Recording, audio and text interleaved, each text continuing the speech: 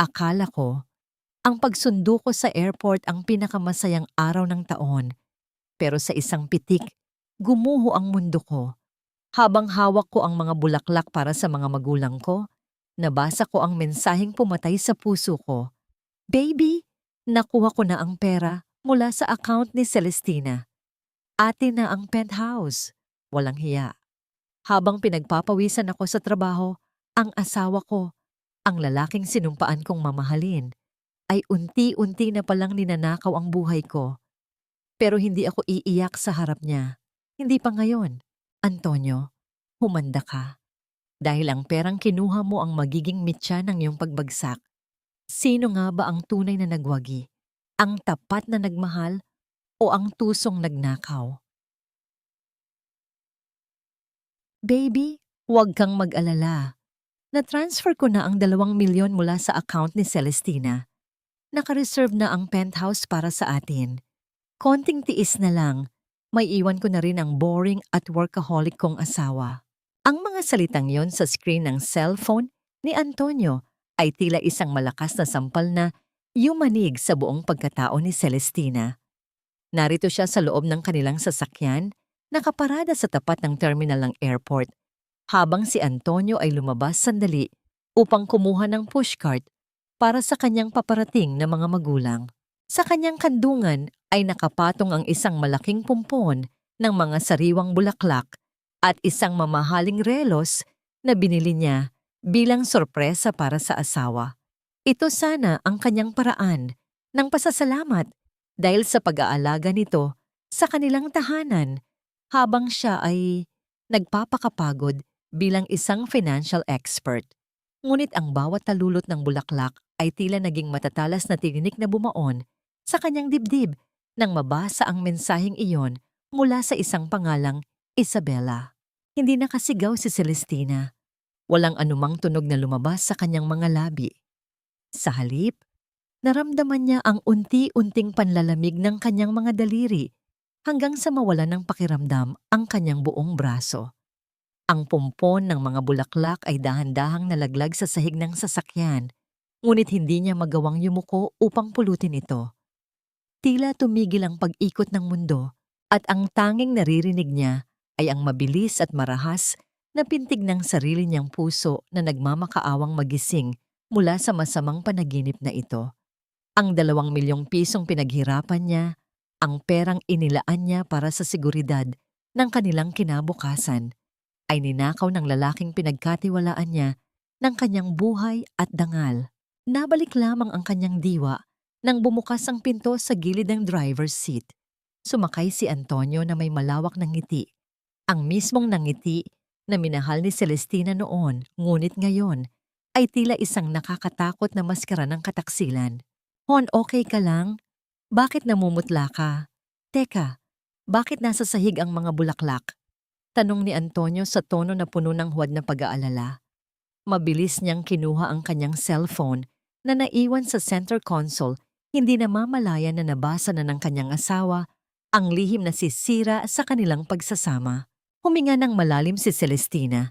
Pinilit niyang lunukin ang mapait na bara sa kanyang lalamunan. Wala, medyo nahilo lang ako sa init. Tara na, baka lumabas na sina Papa. Tugon niya sa boses na tila nanggagaling sa kailaliman ng lupa. Ang bawat salita ay isang pagpapakitang tao, isang pagsisikap na huwag sumabog sa gitna ng mataong paliparan. Pagbaba nila ng sasakyan, natanaw na niya ang kanyang mga magulang. Ang kanyang ama, si Don Roberto, ay nakatayo ng tuwid at may awtoridad sa kabila ng katandaan. Nang magtama ang kanilang mga mata, nakita ni Celestina ang kislap ng kagalakan sa mukha ng kanyang ama. Ngunit sa sandaling magyakap sila, naramdaman ni Celestina ang biglang paghigpit ng braso ni Don Roberto. Celestina, anak, bakit tila may bagyong nagbabadyang bumuhos sa iyong mga mata? Bulong ng kanyang ama sa kanyang pandinig, sapat lamang upang sila lang ang makarinig. Hindi nakasagot si Celestina. Nanatili siyang nakayakap sa ama, ginagamit ang dibdib nito bilang panangga sa mundo. Sa kabilang banda, abala si Antonio sa pakikipagkamay at pagmamano sa kanyang biyenang babae, suot ang anyo ng isang perpektong manugang. Ang irony ng sitwasyon ay tila isang kutsilyong unti-unting humihiwa sa kaluluwa ni Celestina. Habang ipinapakita ni Antonio ang respeto sa kanyang mga magulang, alam ni Celestina na sa likod ng mga ngiting iyon ay ang balak na ubusin ang lahat ng meron siya. Habang naglalakad sila patungo sa parking area, nakaramdam si Celestina ng isang mahinang panginginig sa kanyang bulsa. Kinuha niya ang kanyang sariling cellphone at nakita ang isang notification mula sa kanyang banking app. Isang opisyal na alerto. Ang kanyang main savings account ay nasa zero balance na. Ang lahat ng kanyang pinagsumikapan, ang lahat ng gabi na hindi siya natulog para sa kanyang mga kliyente, ay naglaho na parang bula dahil sa isang pirma na hindi niya alam kung paano nagawa ni Antonio. Tumingin siya sa langit na tila nagbabadya ang ulan. Ang malamig na hangin ng hapon ay humahalik sa kanyang pisngi, ngunit ang apoy ng galit at pait sa loob niya ay hindi nito kayang palamigin. Sa bawat hakbang ni Antonio sa tabi niya, nararamdaman ni Celestina ang bigat ng isang tanikalang ngayon lang niya napagtanto na matagal na palang nakapulupot sa kanyang leeg. Bakit ang taong pinag-alayan mo ng lahat, ang siya pang kukuha ng lahat sa'yo? Hanggang saan aabot ang tibay ng isang pusong pinagtaksilan sa gitna ng akala mo ay masayang pagdiriwang? Nang sumakay silang lahat sa sasakyan, muling tumunog ang phone ni Antonio.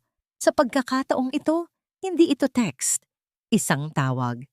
Nakita ni Celestina ang pag-aalinlangan sa mga mata ni Antonio bago nito pinatay ang tawag at mabilis na itinago ang gadget. "Sino yun, Antonio?" tanong ni Don Roberto mula sa backseat. Ang kanyang boses ay tila isang babala na hindi dapat baliwalain. Wala po, Papa. Isang kliyente lang na naghahabol ng deadline. Alam niyo naman, kahit weekend, kailangang magtrabaho para sa pamilya. Sagot ni Antonio nang walang kakurap-kurap. Napahigpit ang hawak ni Celestina sa strap ng kanyang bag. Ang kasinungalingan ay tila isang makapal na usok na bumabalot sa loob ng sasakyan, nakakasuffocate, nakakasuka. Alam niyang ito na ang simula ng isang mahaba at madugong laban. Hindi lang ito tungkol sa pera. Ito ay tungkol sa kanyang dangal bilang isang babae, bilang isang anak, at bilang isang Reyes. Habang umaandar ang sasakyan papalayo sa airport, isang text message ang pumasok sa phone ni Celestina mula sa isang unknown number. "Enjoy the welcome party, Celestina, because soon you won't even have a house to come home to." Bakit ka ba ganyan, Celestina? Simula nang dumating ang mga magulang mo, nagiging paranoid ka na naman. Do you even trust your own husband? O sadyang gusto mo lang akong ipahiya sa harap ni na Papa? Ang mga salitang yon ni Antonio ay tila mga palasong may lason na bumaon sa pandinig ni Celestina.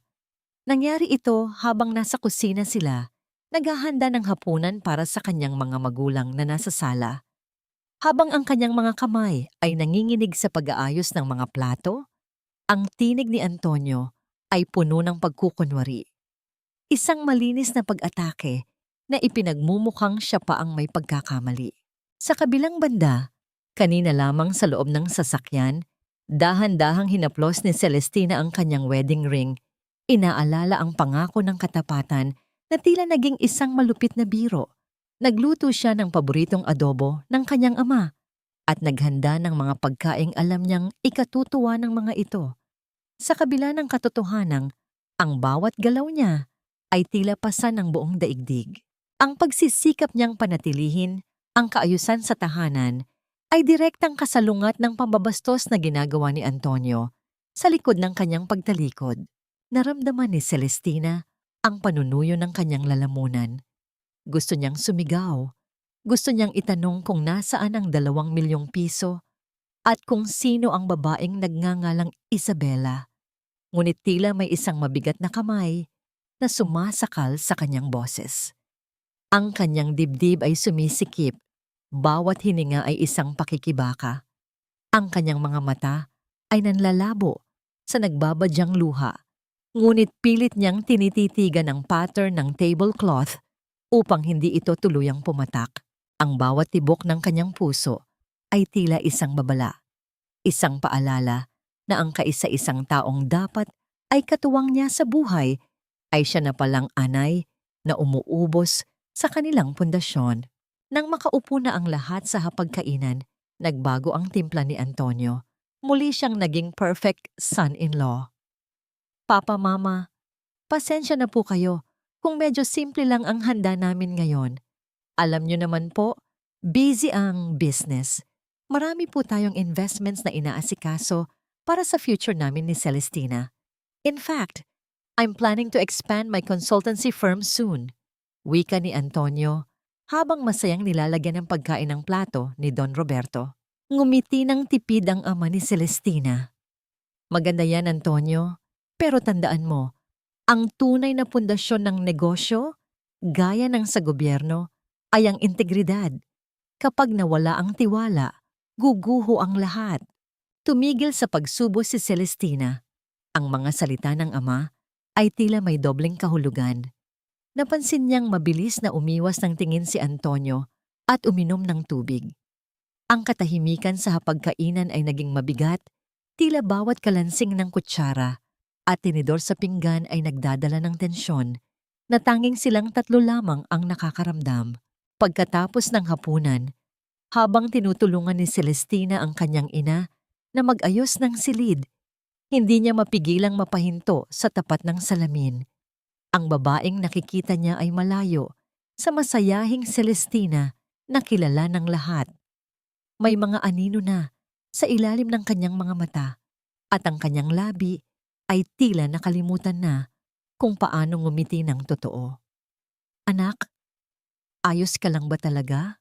Tanong ng kanyang ina, si Doña Elena, habang hinahaplos ang kanyang buhok. Tila malalim ang iyong iniisip. Opo, ma. Pagod lang po siguro sa trabaho. Pagsisinungaling ni Celestina. Isang kasinungalingan na nagpabigat palalo sa kanyang pakiramdam. Ang bawat haplos ng ina ay tila nagpapahina sa kanyang pader ng katatagan. Gusto niyang isubsob ang kanyang muka sa balikat ng ina at iiyak ang lahat ng pait. Ngunit naalala niya ang payo ng kanyang ama sa airport. Kailangan niyang maging matatag. Hating gabi na nang mapansin ni Celestina na wala sa tabi niya si Antonio. Dahan-dahan siyang bumangon at lumabas sa balkonahe. Mula sa itaas, natanaw niya ang asawa sa madilim na bahagi ng garden, malayo sa mga ilaw ng bahay. May kausap ito sa telepono at kahit mahina ang boses, narinig ni Celestina ang mga salitang nagpabilis sa kanyang daloy ng dugo. Don't worry, Isabella. Malapit na. Isang huling investment na lang at makukuha na natin ang lahat. Hayaan mo lang si Celestina na mag-isip na siya ang may kontrol. Wala siyang alam. Napahawak si Celestina sa pasimano ng balkonahe. Ang kanyang mga kuko ay tila ibig bumaon sa semento. Ang lamig ng gabi ay hindi na sapat para patigilin ang apoy na ngayon ay naglalaboy sa kanyang mga ugat. Hindi lang pala pera ang kinuha nito, kundi pati ang kanyang dangal ay itinataya ni Antonio sa isang sugal na siya lamang ang nakakaalam. Bumalik siya sa loob ng silid bago pa siya makita nito. Ngunit ang kanyang isipan ay hindi na mapakali. Anong huling investment ang tinutukoy ni Antonio? At hanggang saan ang kayang gawin ng isang asawang handang ibaon sa utang ang kanyang kabiyak para lamang sa luho ng ibang babae? Nang pumasok si Antonio sa silid, nagkunwari siyang tulog. Naramdaman niya ang pagtabi nito sa kanya, ang amoy ng pabango na hindi sa kanya, at ang bigat ng braso nito na tila isang tanikalang bakal. Bakit sa kabila ng lahat ng ebidensya, may bahagi pa rin sa kanya na umaasang mali siya? O baka naman ang takot na harapin ang katotohanan ay mas malaki kaysa sa pagnanais na makalaya. Kailangan ko ng isa pang milyon, Celestina. Huwag ka ng maraming tanong. Business ito, at bilang asawa ko, tungkulin mong suportahan ang mga desisyon ko para sa ikabubuti ng ating pamilya. O baka naman gusto mong ako pa ang magmakaawa sa'yo. Ang boses ni Antonio ay kasing lamig ng hanging nanggagaling sa aircon ng kanilang silid. Walang bakas ng pagmamahal. Tila isang utos mula sa isang amo patungo sa kanyang alipin. Habang binibigkas niya ang mga salitang ito, si Celestina ay abala sa dahan-dahang pag-aayos ng kurbata ni Antonio, isang nakasanayang gawin na puno ng pag-aaruga. Ang malambot na tela ng kurbata ay dumula sa kanyang mga daliri, tila isang ahas na dahan-dahang pumupulupot sa kanyang sariling leeg. Ang bawat haplos niya sa damit ng asawa ay isang merya ng katapatan. Ngunit ang tugon ni Antonio ay isang malupit na paghingi ng pera na alam ni Celestina ay mapupunta lamang sa kamay ng ibang babae. Naramdaman ni Celestina ang biglang pagsikip ng kanyang dibdib. Tila may 1,000 karayom na sabay-sabay na bumaon sa kanyang puso. Ang kanyang mga binti ay tila naging malambot na kandila. Halos hindi siya makatayo ng tuwid sa harap ng asawa. Tinitigan niya ang mukha ni Antonio. Ang mukhang dati ay pinagmumulan ng kanyang lakas, ngunit ngayon ay tila isang banyagang puno ng panlilinlang. Hindi siya nakapagsalita. Ang kanyang dila ay tila naging tuyong kahoy na nakabara sa kanyang lalamunan. Gusto niyang itapon ang lahat ng gamit sa loob ng silid, ngunit ang tanging nagawa niya ay ang dahan-dahang pagbitiw sa kurbata nito at ang pag-iwas ng tingin. Ang mundo sa paligid niya ay tila nawalan ng kulay at ang bawat hininga niya ay may kasamang lasa ng abo at pait. Bakit ang pag-ibig na inaakala mong kuta ay siya palang magiging bilangguan na uubos sa iyong kaluluwa? Gaano katagal kayang magtiis ng isang babae bago ang katahimikan ay maging isang marahas na bagyo? Nang makaalis si Antonio para sa kanyang sinasabing business meeting, naiwang mag-isa si Celestina sa garden ng kanilang tahanan. Hawak niya ang isang tasa ng kape na matagal nang lumamig, tila kasing lamig ng kanyang pag-asa. Ngunit hindi siya nag-iisa. Sa kabilang dulo ng mesa, tahimik na nagbabasa ng dyaryo si Don Roberto. Ang kanyang ama ay tila isang matibay na puno na hindi natitinag ng hangin, ngunit ang kanyang mga mata ay hindi nakakaligtas sa anumang kilos ng kanyang anak. Anak, basag ni Don Roberto sa katahimikan. Ang kanyang boses ay malalim at puno ng otoridad, ngunit may kasamang lambot na tanging isang ama lamang ang makakapagbigay. Ang isang mahusay na pinuno ay hindi nananalo sa pamamagitan ng lakas ng boses, kundi sa talas ng kanyang pagmamasid. Nakita ko ang iyong mga mata kanina habang kausap mo si Antonio. Ang sugat na hindi nakikita ay ang pinakamahirap gamutin, ngunit ito rin ang nagbibigay ng pinakamatinding aral. Hindi na napigilan ni Celestina. Ang mga luhang kanina pa niya kinikimkim ay dahan-dahang pumatak sa kanyang pisngi, tila mga butil ng kristal na sumasalamin sa kanyang pagkawasak. Wala na ang lahat. Ang perang pinaghirapan ko, ang tiwalang ibinigay ko, ninakaw niya lahat. Paano niya nagawa ito sa akin? Ibinaba ni Don Roberto ang kanyang dyaryo at lumapit sa anak. Hinawakan niya ang kamay ni Celestina at marahang pinisil ito. Celestina, pakinggan mo ako. Sa mundo ng politika at finance, ang pinakamalaking pagkakamali ay ang pagpapakita ng iyong emosyon sa iyong kalaban. Huwag mong ipakita ang sugat mo sa lobo, dahil lalo ka lamang nitong lalamunin.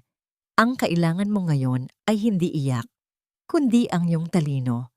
Gamitin mo ang galing mo sa mga numero upang bawiin ang nararapat sa iyo. Inabutan ni Don Roberto ang kanyang anak ng isang lumang notebook na may itim na cover. Dito nakasulat ang mga koneksyon at mga sikretong naitabi ko sa loob ng maraming taon. Gamitin mo ito, anak. Simulan mo ang isang silent audit. Alamin mo ang bawat sentimong pumasok at lumabas. Huwag kang gagawa ng ingay hanggat hindi mo hawak ang lahat ng ebidensya. Ang hustisya ay hindi laging mabilis, ngunit kapag ang isang race ang kumilos, ito ay laging tumpak. Tila nabuhayan ng loob si Celestina. Ang kanyang mga luha ay natuyo, pinalitan ng isang malamig at matalim na determinasyon. Pumasok siya sa kanyang library at binuksan ang kanyang laptop. Ang mahinang tunog ng kanyang mga daliri sa keyboard ay tila tibok ng pusong unti-unti nang bumabalik sa normal na ritmo. Bawat financial statement, bawat bank transfer, at bawat resibo ay tila mga piraso ng puzzle na dahan-dahan niyang pinagdirikit. Naging masela ng kanyang bawat galaw. Inimbestigahan niya ang mga dummy accounts na posibleng ginagamit ni Antonio. Habang lumalalim ang gabi, tila mas lalong nagliliwanag ang katotohanan. Natuklasan niya na hindi lamang simpleng pagnanakaw ang ginagawa ng kanyang asawa.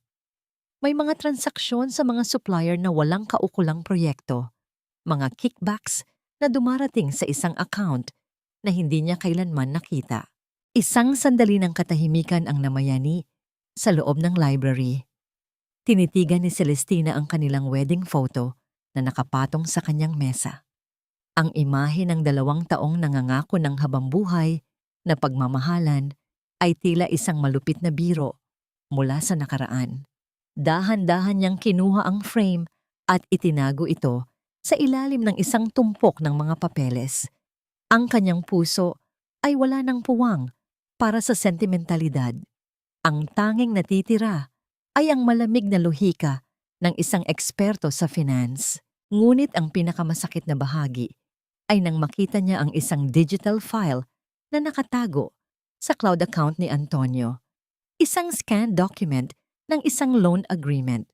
Lumaki ang mga mata ni Celestina nang mabasa ang pangalan ng nagpapautang, isang kilalang loan shark sa Maynila na may reputasyon sa karahasan.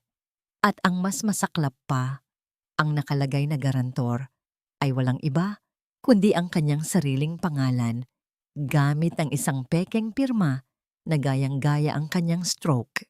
Napahawak si Celestina sa kanyang sentido. Ang halaga ng utang ay hindi lang basta milyon. Ito ay sapat na upang mawala sa kanya ang lahat.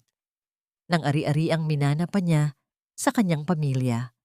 Isang maling galaw lang at hindi lang ang kanyang pera ang mawawala, kundi pati ang dangal ng mga raise. Nabalik ang kanyang atensyon sa notebook na ibinigay ng kanyang ama. Sa isang pahina, nakasulat ang isang pangalan, General de la Cruz. Isa itong pangalang may kakayahang bumuwag sa anumang ilegal na operasyon sa lungsod.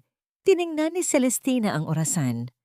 Malalim na ang gabi, ngunit ang laban ay kasisimula pa lamang. Bakit kailangang sa sariling asawa pa manggaling ang pinakamabigat na pagkakautang na babayaran mo ng iyong buong buhay? At hanggang kailan mananatiling lihim ang mga utang na ito bago tuluyang gumuho ang kisame ng iyong tahanan sa iyong ulunan?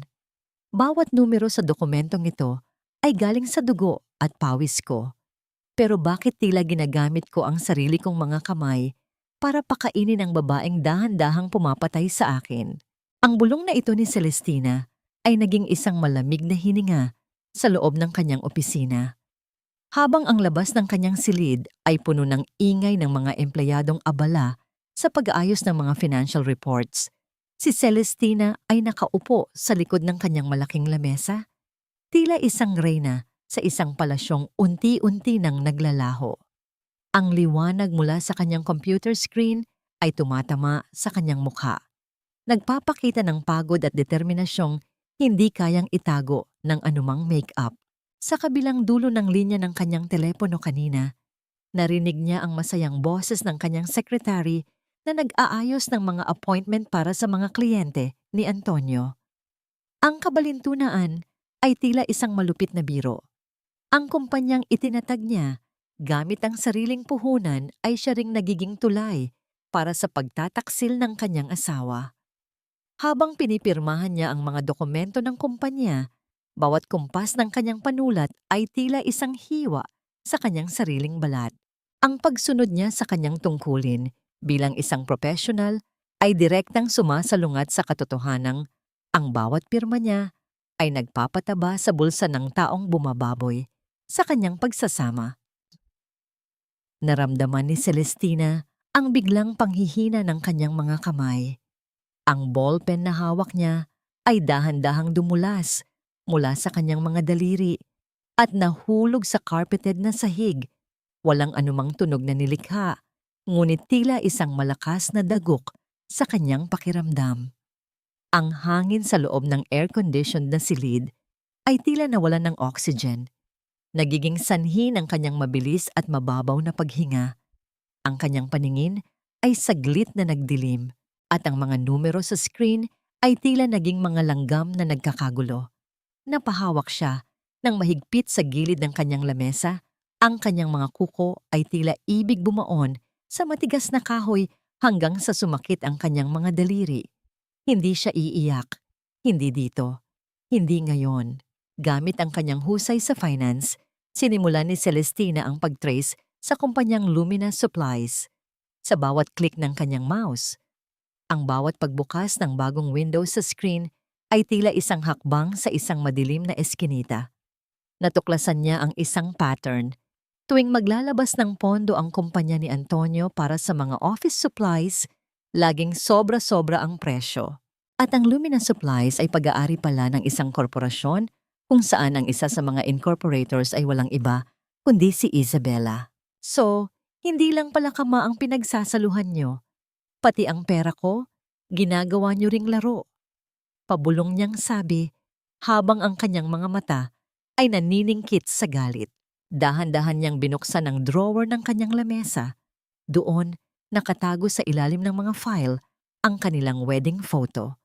Tinitigan niya ang imahe ni Antonio. Ang mga mata nitong tila nangangako ng habambuhay na proteksyon. Hinaplos ni Celestina ang mukha ni Antonio sa litrato. Dahan-dahang pinadaanan ng hintuturo ang salamin ng frame. Isang sandali ng kahinaan ang dumaan sa kanyang puso. Naaalala ang mga panahong akala niya ay sila ang pinakamapalad na mag-asawa sa mundo. Ngunit sa isang iglap, tila may isang malamig na agos ng tubig na dumaan sa kanyang likuran. Binaliktad niya ang frame at itinama ang kanyang upo. Wala nang puwang ang awa. Ang Celestina na nagmamahal ng tapat ay patay na. Ang Celestina na nakaupo ngayon ay ang Celestina na marunong magbilang ng utang. Bumukas ang pinto ng kanyang opisina at pumasok ang isang lalaking nakauniforme ng courier. May iniabot itong brown envelope na may markang Private and Confidential. Pagkaalis ng courier, dahan-dahang binuksan ni Celestina ang envelope. Ang bawat pirasong papel na inilalabas niya ay tila isang piraso ng kanyang nadurog na puso. Ito ang report mula sa private investigator na kinuha niya. May mga litrato doon. Si Antonio at Isabela magkahawak kamay na lumalabas mula sa isang mamahaling restaurant. Ngunit ang huling litrato ang bumasag sa lahat ng kanyang pagtitimpi. Nasa loob sila ng isang sikat na alahasang pinupuntahan din nila noon. Nakikita sa litrato si Antonio na isinusukat ang isang maningning na kwintas sa leeg ni Isabela. Ang kwintas na yon, ang mismong kwintas na sinabi ni Antonio kay Celestina na masyadong mahal at hindi praktikal nang ituro niya ito noong nakaraang anibersaryo nila. Naramdaman ni Celestina ang pag-akyat ng init sa kanyang mukha. Ang galit na kanina ay tila isang maliit na baga ay naging isang naglalagablab na apoy. Ang kanyang puso ay tumitibok ng napakabilis, tila isang tambol na naghahanda para sa isang digmaan.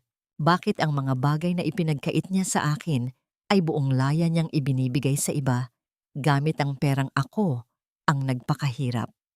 Hanggang saan ang hangganan ng kapal ng mukha ng isang lalaking nagnanakaw na ay nambabastos pa sa alaala ng aming pagsasama?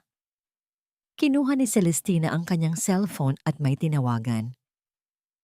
Attorney Santos, ihanda mo ang lahat ng prenuptial agreements ko.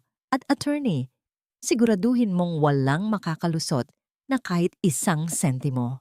Ngunit habang ibinababa niya ang telepono, isang panibagong email ang pumasok sa kanyang inbox. Galing ito sa accounting department ni Antonio. Ang subject line ay Urgent. Liquidation of conjugal property. Nanlamig ang buong katawan ni Celestina. Ibinibenta na ba ni Antonio ang bahay nila nang hindi niya alam? Celestina, huwag mo namang pairalin ang pagiging makasarili mo. Pamilya na tayo, di ba? Ang pera mo ay pera rin ni Antonio at ang pera ni Antonio ay para sa amin na pamilya niya. Kaya wag mong ipagkait ang maliit na halagang hinihingi ko para sa pambayad sa utang ng kapatid niya. Ang mga salitang yun ni Aling Remedios, ang biyena ni Celestina, ay tila mga linta na dahan-dahang sumisipsip sa huling pira-pirasong pasensya na mayroon siya. Kararating lang ng matanda sa kanilang bahay, hindi upang bumisita ng may pagmamahal, kundi upang muling maningil ng utang na loob na tila walang katapusan. Habang nagsasalita ang biyenan, si Celestina ay abala sa pag-aayos ng mga gamit sa sala, maingat na inilalagay ang mga mamahaling kristal na siya mismo ang bumili mula sa kanyang sariling bonus. Ang bawat kumpas ng kanyang kamay sa pagpupunas ng alikabok ay isang simbolo ng kanyang pagsisikap na panatilihing malinis at maayos ang tahanang ito. Habang ang kanyang biyenan naman ay walang pakundangang dinudumihan ng kanyang dangal sa pamamagitan ng pagtrato sa kanya bilang isang makinang naglalabas ng pera. Naramdaman ni Celestina ang unti-unting paninigas ng kanyang mga panga. Ang kanyang mga kamay ay naging malamig na tila yelo at ang basahan na hawak niya ay mahigpit niyang nayukot sa loob ng kanyang palad hanggang sa mamuti ang kanyang mga kasukasuan.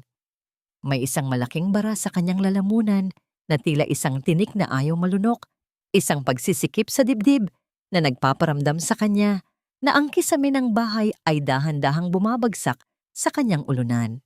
Ang bawat salita ng biyenan ay tila isang marahas na kalabit sa isang sugat na sariwa pa, isang paalala na sa pamilyang ito, siya ay hindi isang asawa o anak, kundi isang kasangkapan lamang. Ang kanyang paningin ay saglit na lumabo, hindi dahil sa luha, kundi dahil sa matinding galit na pilit niyang ikinukulong sa loob ng kanyang mga ugat. Bakit kailangang ang mga taong pinakain at binihisan mo ng iyong pawis ang siya pang maghuhukay ng iyong libingan habang ikaw ay buhay pa? Gaano kalalim ang kawalan ng hiya ng mga taong itinuring mong pamilya, pero itinuring ka lang na alkansya? Nay, sapat na po ang ibinigay ko noong nakaraang buwan. Mahinahon, ngunit may diin na sagot ni Celestina. Ibinaba niya ang basahan at tumingin ng diretso sa mga mata ni Aling Remedios. Nag-aaral pa ang mga pamangkin ni Antonio at ako na rin ang nagbabayad ng kuryente at tubig sa bahay niyo. Hindi ko na obligasyon ang mga luho at utang ng mga kapatid niya. Tumayo ng tuwid si Aling Remedios. Ang kanyang mukha ay namula sa galit at ang kanyang mga mata ay naningkit. Abat, sumasagot ka na?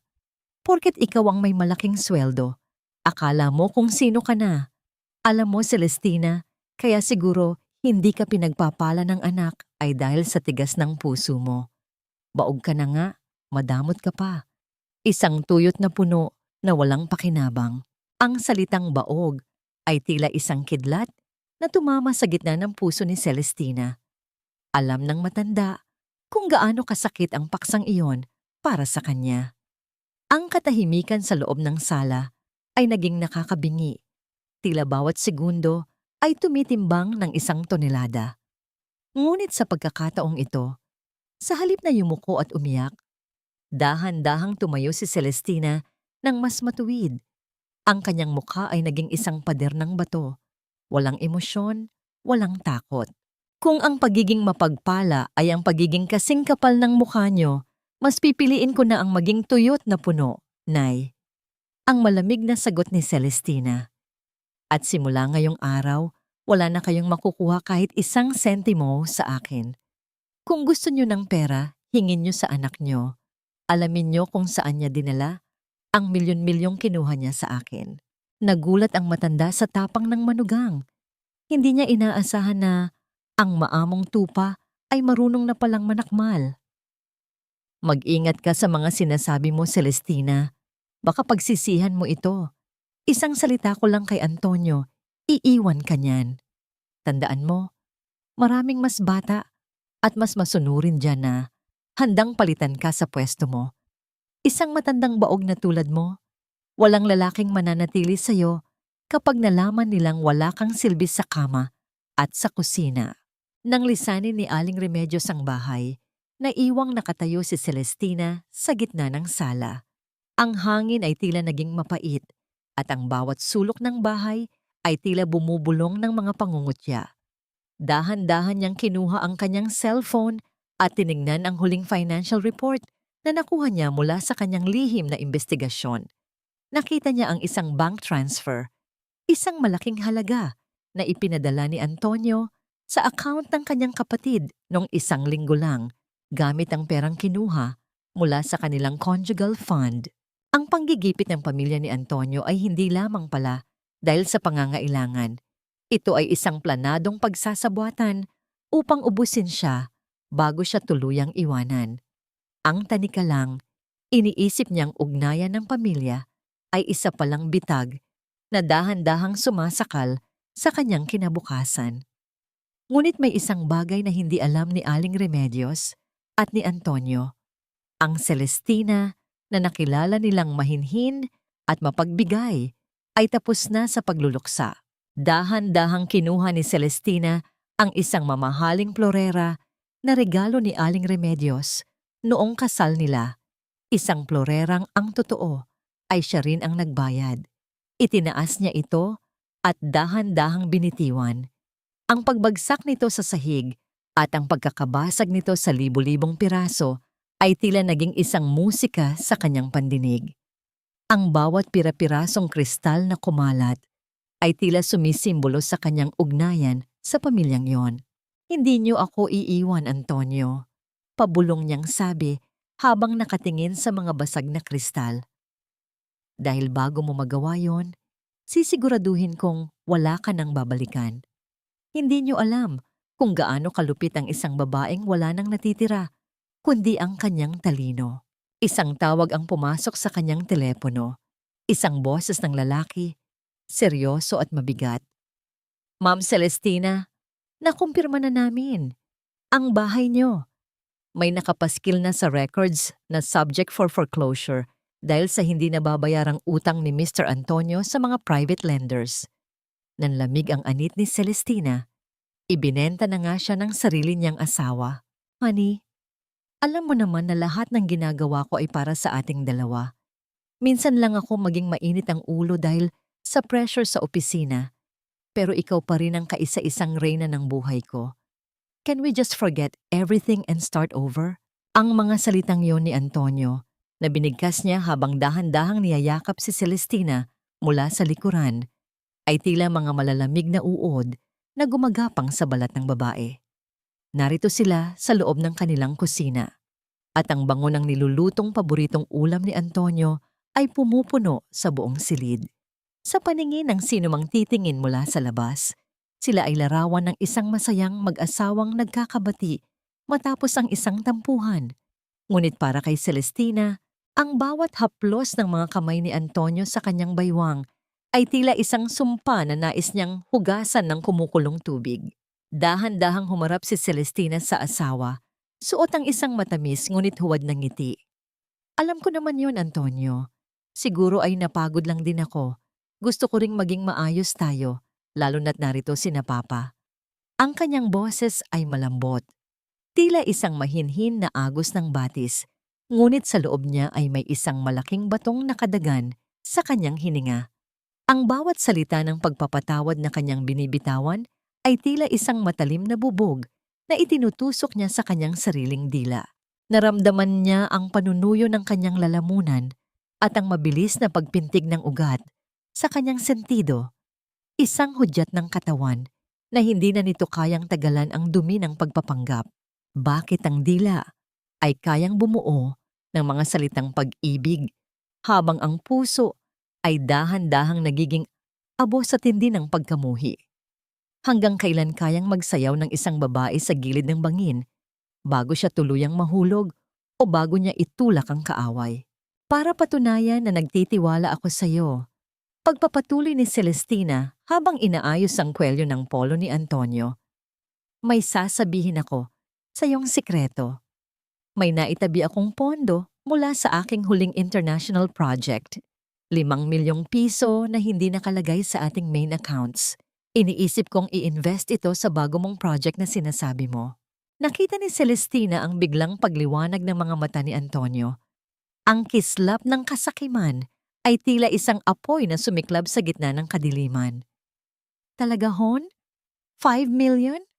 Iyon ang kailangan ko para ma-finalize ang deal sa Lumina Supplies.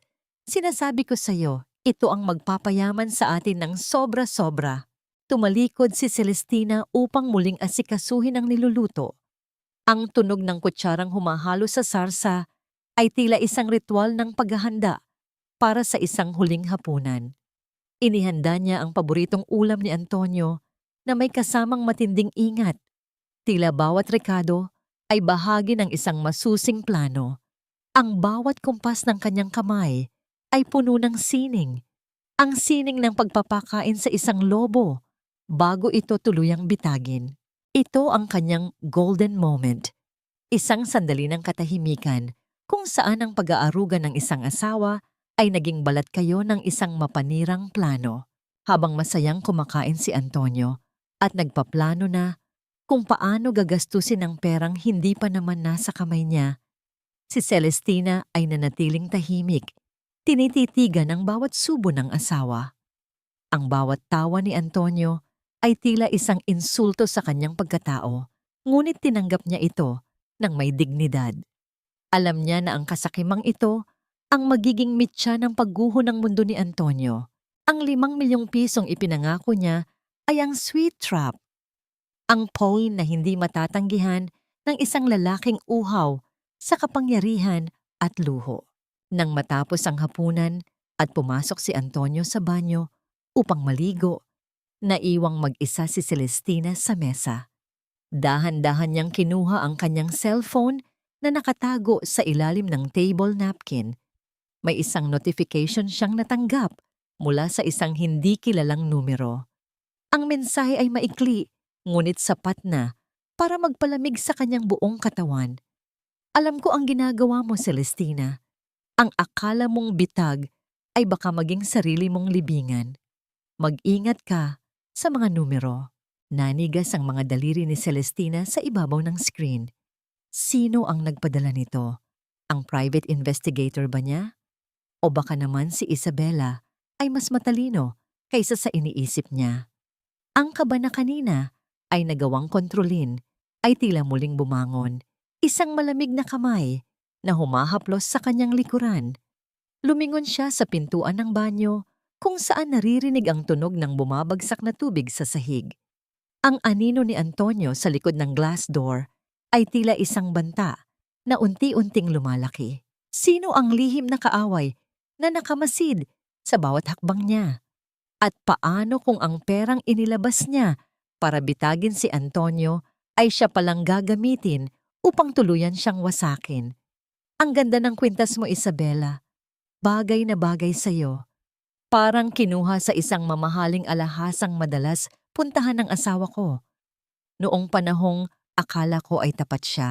Ang mga salitang yun ni Celestina ay binitiwan niya nang may kasamang malamig na ngiti habang nakatayo sila sa gitna ng isang marangyang cocktail party para sa mga corporate partners. Ang paligid ay puno ng mga taong naka-Amerikana at gown. Ang bango ng mamahaling alak at pabango ay humahalo sa usok ng mapanlinlang na pakikipagkapwa-tao. Sa harap niya, si Isabela ay nakatayo ng buong kumpiyansa.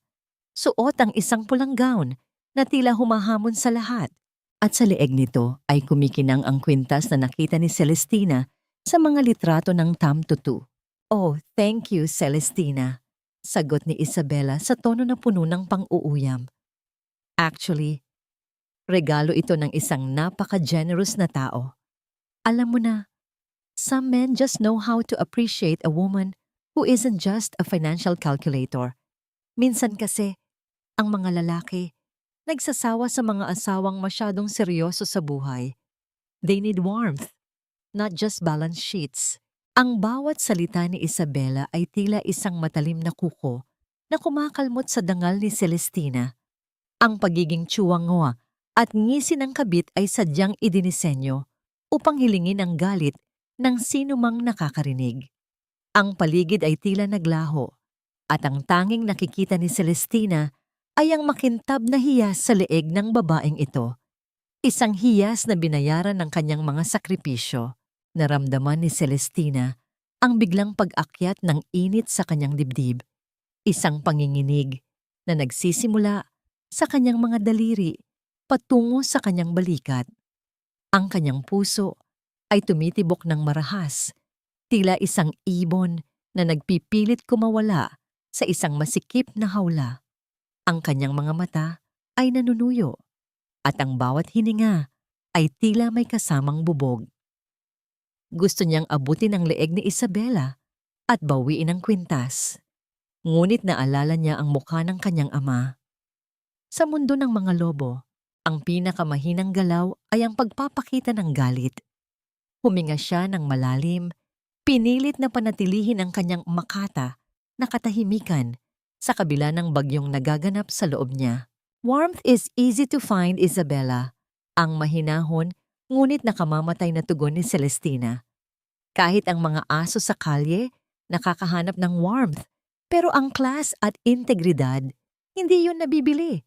Kahit gaano pa karaming kickback ang makuha mo sa Lumina Supplies. By the way, ang ganda rin ng bagong report ng audit nyo. Maraming butas, parang ang budhi ng may-ari. Nakita ni Celestina ang paninigas ng mukha ni Isabela.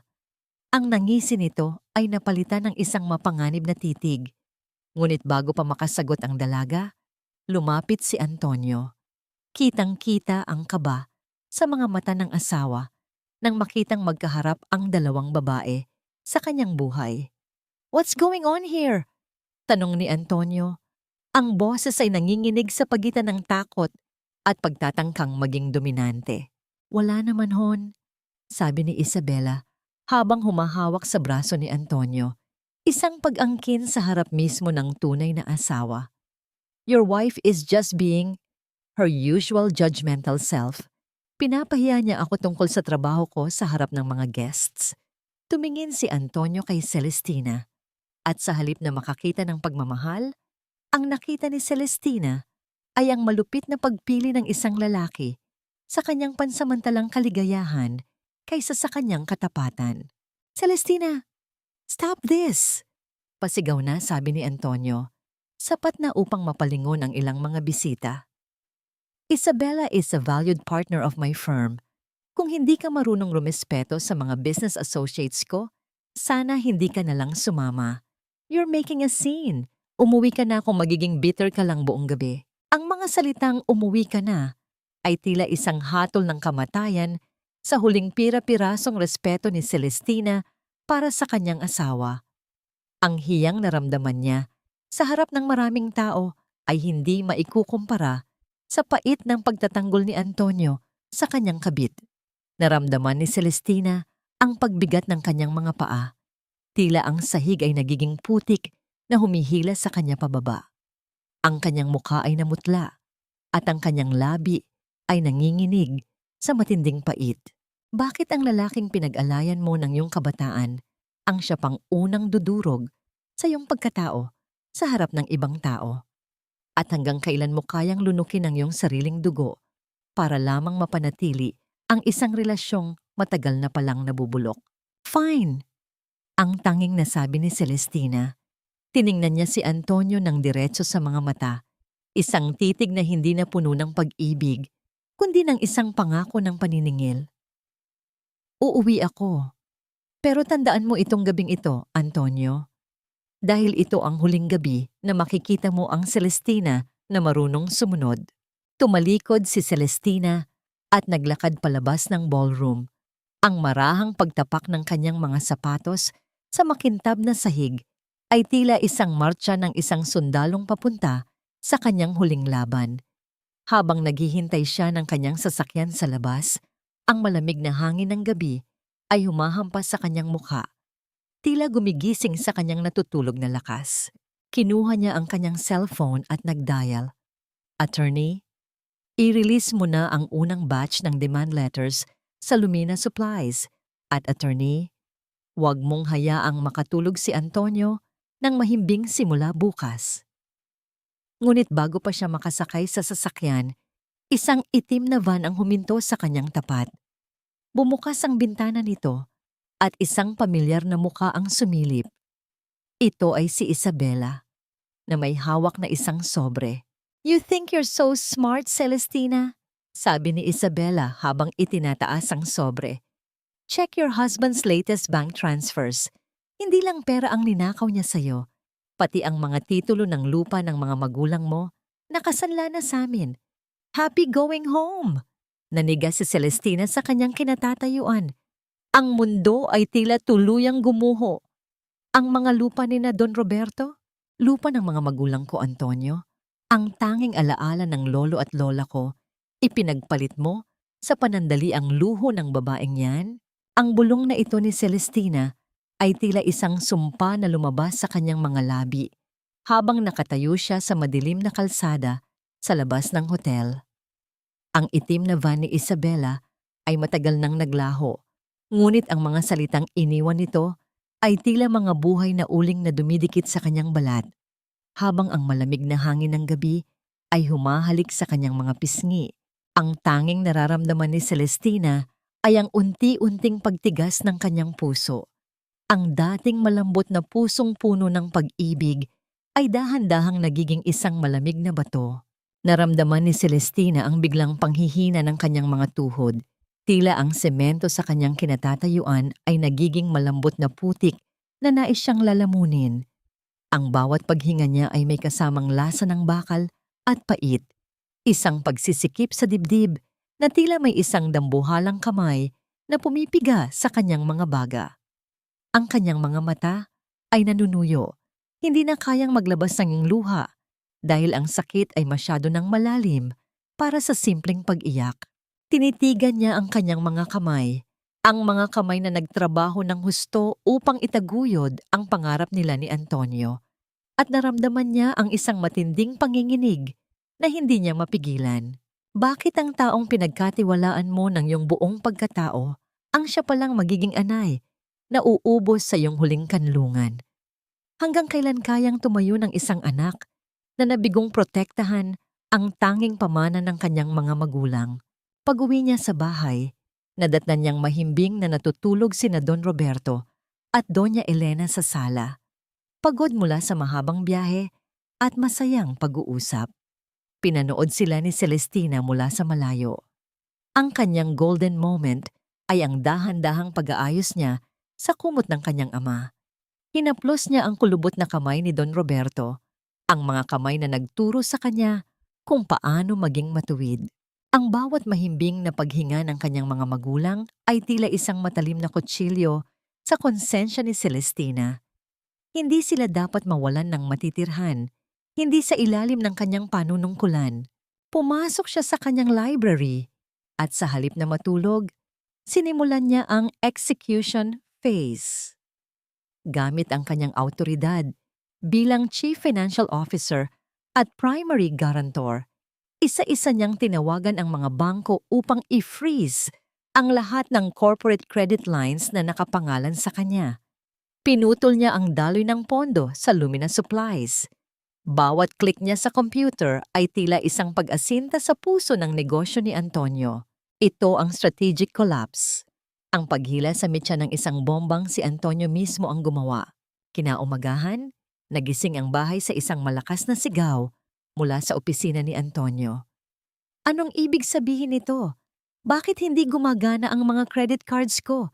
Bakit tumalbog ang tseke para sa warehouse? Pumasok si Celestina sa silid. Bit-bit ang isang tasa ng mainit na kape. Kalmado at tila walang alam. May problema ba, Antonio? Akala ko ba ay maayos ang lahat sa business mo? Namumula ang mukha ni Antonio. Ang kanyang mga mata ay nanlilisik sa galit at takot. Celestina, anong ginawa mo? Ang mga suppliers, nagkakagulo na. Tumigil ang operasyon dahil hindi pumasok ang bayad. Sinisira mo ang pangalan ko. Hindi ba't ikaw ang sumira sa pangalan mo, Antonio? Ang malamig na sagot ni Celestina. Noong ginamit mo ang pangalan ko para mangutang sa mga loan shark at noong isinangla mo ang titulo ni na Papa nang walang pahintulot ko, doon mo sinimulan ang pagbagsak mo. I merely stopped the bleeding of my own money. Sa gitna ng kanilang pagtatalo, biglang dumating ang isang grupo ng mga lalaking nakabarong at may bitbit na mga dokumento. Hindi sila pulis, kundi mga legal representatives ng isang malaking investment firm na lihim na binilhan ni Celestina ng lahat ng mga utang ni Antonio. Mr. Antonio Reyes, kami ang mga bagong may-ari ng iyong mga outstanding debts. Wika ng isang abogado. Dahil sa default ng inyong mga payments ngayong umaga, narito kami upang simulan ang inventory ng inyong mga assets para sa liquidation. Napaupo si Antonio sa kanyang silya, tila isang lobong nawalan ng hangin. Ang kanyang mukha ay nawalan ng kulay at ang kanyang mga kamay ay nanginginig habang binabasa ang mga dokumento. Ang lahat ng kanyang kickbacks at mga ilegal na transaksyon ay nakasulat doon ng malinaw. Ngunit ang hindi inaasahan ni Celestina ay ang biglang pagpasok ni Isabela sa kanilang bahay, hysterical at walang pakialam sa kahihiyan. Antonio! Anong nangyayari? Kinukuha ng mga kolektor ang kotse ko. Ang penthouse nakapadlak na. Sabi mo secured ang lahat. Nagulat sina Don Roberto at Doña Elena sa gulo. Ang hiyang nararamdaman ni Celestina para sa kanyang mga magulang ay tila isang apoy na sumusunog sa kanyang pagkatao. Ngunit tumayo si Don Roberto ng tuwid, tinitigan si Antonio at Isabela nang may matinding pandidiri. So ito pala ang expansion na sinasabi mo, Antonio? Ang boses ng kanyang ama ay tila kulog na yumanig sa buong silid. Isang expansion ng kasalanan at kawalan ng hiya. Humarap si Isabela kay Celestina, ang kanyang mukha ay tila isang demonyong nagwawala. Akala mo panalo ka na, Celestina? Hindi mo ba alam? Ang utang ni Antonio sa mga private lenders ay hindi lang pera ang kinuha. Ang buhay mo ang nakataya doon. Pinirmahan niya ang isang kasunduan. Kung hindi siya makabayad sa loob ng 24 oras, ang bahay na ito at ang lahat ng nasa loob nito ay kukunin nila sa marahas na paraan. Eksaktong pagkatapos sabihin yon ni Isabela, narinig ang malalakas na katok sa labas ng kanilang gate. Hindi ito katok ng mga bisita, kundi ang marahas na paghampas ng mga bakal sa kanilang bakod. Sino ang mga taong nasa labas ng kanilang tahanan? At hanggang saan ang kayang gawin ng mga loan shark kapag ang perang ninakaw ni Antonio ay tuluyan ng naglaho? At ang pinakamahalaga, may oras pa ba si Celestina upang iligtas ang kanyang mga magulang mula sa kapahamakang idinulot ng lalaking minahal niya? Iligtas mo ako, Celestina. Ikaw ang may pera. Ikaw ang gumawa ng paraan. Sabihin mo sa kanila na babayaran natin ang lahat. Huwag mo silang hayaang pumasok dito. Ang boses ni Antonio ay nanginginig, hindi sa pagsisisi, kundi sa matinding takot para sa sarili niyang balat. Habang ang marahas na paghampas sa kanilang bakal na gate ay yumanig sa buong pundasyon ng bahay, si Antonio ay nakatago sa likod ni Celestina, pilit na ginagamit ang asawa bilang panangga. Ang bawat malakas na tunog ng bakal na tumatama sa bakal ay tila isang hatol na nagpapaliit sa mundo ni Celestina. Ang bahay na ito, na itinuring niyang santuwaryo ng kanyang mga pangarap, ay naging isang marupok na hawla sa gitna ng isang nagngangalit na bagyo. Naramdaman ni Celestina ang unti-unting pagbigat ng kanyang mga braso, tila ang bawat hibla ng kanyang kalamnan ay napalitan ng malamig na tingga. Ang kanyang hininga ay naging mababaw at mabilis, at ang bawat tibok ng kanyang puso ay tila isang tambol na nagbababala ng kamatayan. Sa gitna ng kaguluhan, lumingon siya sa kanyang ina, si Doña Elena, na ngayon ay yakap-yakap ni Don Roberto. Ang takot sa mga mata ng kanyang ina, ang babaeng nagturo sa kanya ng kahalagahan ng dangal, ay tila isang matalim na bubog na dumiin sa kanyang kaluluwa. Ang pagsasakripisyo niya sa loob ng maraming taon upang mabigyan ng marangal na buhay ang kanyang pamilya ay tila naging isang malaking kabiguan dahil sa kataksilan ng lalaking pinayagan niyang pumasok sa kanilang buhay. Bakit ang taong pinangakuan mong makakasama sa hirap at ginhawa ay siya palang magiging mitya ng iyong pinakamabigat na parusa?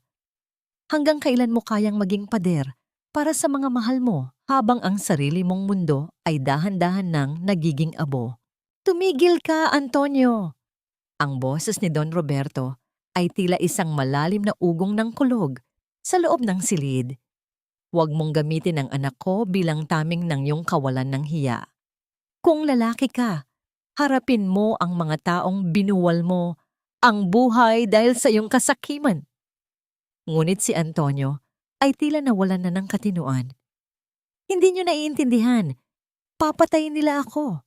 Celestina, ang 5 milyong sinasabi mo, ibigay mo na ngayon. Iligtas mo ang asawa mo. Tumingin si Celestina kay Antonio nang may matinding pandidiri. Ang golden moment ay ang dahan-dahan niyang pagtanggal sa mga kamay ni Antonio na nakakapit sa kanyang balikat. Hinawakan niya ang nanginginig na mga daliri ng asawa at isa-isang binaklas ang mga ito, tila nagtatanggal ng mga malalansang dumi sa kanyang damit. Sa gitna ng banta ng karahasan sa labas, nahanap ni Celestina ang isang nakakatakot na katahimikan sa loob niya. Ang bawat sigaw mula sa labas ng gate ay hindi na nagpapakaba sa kanya. Sa halip, ito ay naging isang malamig na inspirasyon upang tapusin na ang lahat. Wala ng pera, Antonio. Ang 5 milyong sinasabi ko ay naglaho na sa oras na nalaman kong isinangla mo ang lupa ni na Papa. Ang malamig na sagot ni Celestina. Ang tanging natitira sa iyo ay ang pananagutan sa mga ginawa mo. Humarap si Celestina sa kanyang mga magulang. Papa, Mama, pumasok kayo sa library. Ilock niyo ang pinto. Huwag kayong lalabas kahit anong mangyari. Anak, huwag. Ang pagmamakaawa ni Doña Elena, ngunit isang matigas na tingin mula kay Don Roberto ang nagpatigil dito. Alam ng ama na ang kanyang anak ay hindi na ang maamong babaeng iniwan niya noon. Ang babaeng nasa harap niya ngayon ay isang mandirigma. Dahan-dahang lumakad si Celestina patungo sa main door. Bawat hakbang niya sa makintab na tiles ng sahig ay tila isang formal na martsa patungo sa isang madilim na tadhana. Nang hawakan niya ang doorknob, naramdaman niya ang malamig na metal na tila humahalik sa kanyang palad. Binuksan niya ang pinto at lumabas sa beranda. Sa labas ng gate, 5 lalaking nakaitim ang patuloy na nananalasa. Ang isa sa kanila ay may hawak na mabigat na martilyo na ginagamit sa pagwasak ng padlock. Ngunit nang makita nila si Celestina, bahagya silang huminto. Ang katahimikan ng babaeng nakatayo sa itaas ay may dalang awtoridad na hindi nila inaasahan. Nasaan si Antonio Reyes? Sigaw ng isa sa mga lalaki, ang boses ay puno ng pagbabanta. May 24 oras na palugit kami, pero dahil sa ginawa niyang pagtatangkang tumakas kanina, tapos na ang usapan. Ilabas niyo siya o susunugin namin ang bahay na ito. Sa likod ni Celestina, biglang lumitaw si Isabela. Bitbit ang isang maliit na bag na puno ng mga alahas. Antonio, tara na. May back exit sa kitchen. Iwanan mo na ang baog na yan dito. Hayaan mo siyang mabulok. Lilingon sana si Antonio upang sumama sa kabit. Ngunit bago pa siya makahakbang, isang tunog ng mabilis na pagdating ng mga sasakyan ang narinig sa kalsada. Hindi ito ang mga kasamahan ng mga loan shark. Ang bawat sasakyan ay may markang asul at pula. Ang mga ilaw na umiikot ay nagpatingkad sa dilim ng gabi. Ngunit ang hindi inaasahan ni Celestina ay ang huling barahan ni Antonio. Sa gitna ng desperasyon, kinuha ni Antonio ang isang bote ng thinner sa gilid ng pintuan at ibinuhos ito sa paligid ng sofa. Kung hindi ako makakalabas dito nang may pera, walang makikinabang sa bahay na ito. Walang matitira sa inyo. Isang maliit na kislap mula sa lighter ni Antonio ang nagpaliwanag sa kanyang mukha na tila isang baliw. Antonio, huwag! Sigaw ni Celestina habang ang apoy ay dahan-dahang gumagapang sa tela ng kanilang mamahaling sofa. Sa pagitan ng mga loan shark sa labas, ang mga pulis na paparating at ang apoy na nagsisimulang lamonin ang loob ng bahay, sino ang unang ililigtas ni Celestina? At paano niya haharapin ang katotohanang ang lalaking minahal niya ay mas pipiliin pang makitang abo ang lahat kaysa makitang malaya siya. Mamatay na tayo rito, Celestina. Kung hindi ako magkakapera, sabay-sabay tayong magiging abo.